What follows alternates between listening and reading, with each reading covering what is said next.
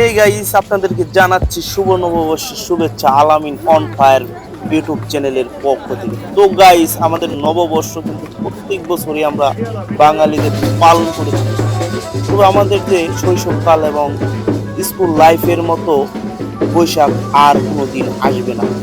তখন কিন্তু আমরা বিভিন্ন সাজে সাজতাম, পাগল, জঙ্গলি, এমনি র্যাপ অ্যান্ড আমরা কিন্তু অনেক সাজে সাজতাম, সন্ন্যাসী এবং কিন্তু জঙ্গলি বিভিন্ন সাজে সাজতাম, কৃষক সাজতাম, মুক্তিযোদ্ধা সাজতাম, বিভিন্ন সাজে কিন্তু সাজতাম। তো সেটা কিন্তু আর ভার্সিটি লাইফে হয় না।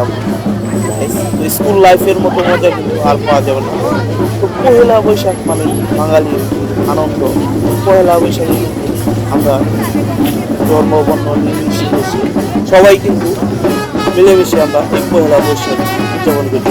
তো দেখেন এটা কিন্তু বিভিন্ন জাতিগোষ্ঠী কারোদের, এই দেখেন সন্ন্যাসী ছেলেটা মনে একটা ফুর্তি যে ওদের আজকে।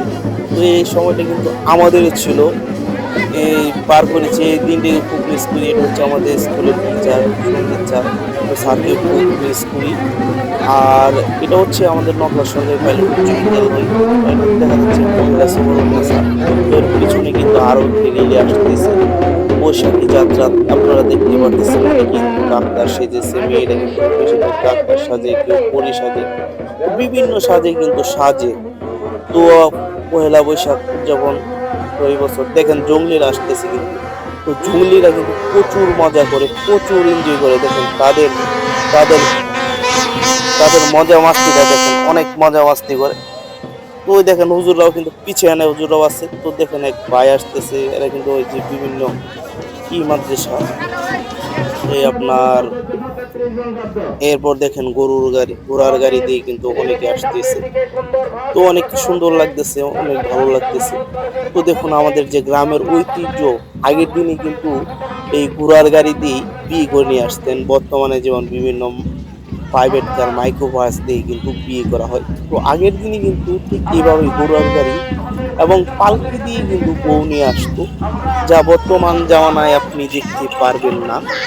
তো আগের জামানার এগুলো ঐতিহ্যবাহী স্মৃতি, এগুলো আগের দিনের মানুষ পালন করত। এবং এখানে দেখবেন বিভিন্ন লাঠিয়াল বাহিনী কিন্তু এখানে আপনারা দেখতে পারবেন। তো লাঠিয়াল বাহিনী সম্ভবত পেছনে আছে। এটা নকলা সরকারি হাজি জাল মোহাম্মদ যে রেলিটা আমরা পার হলাম।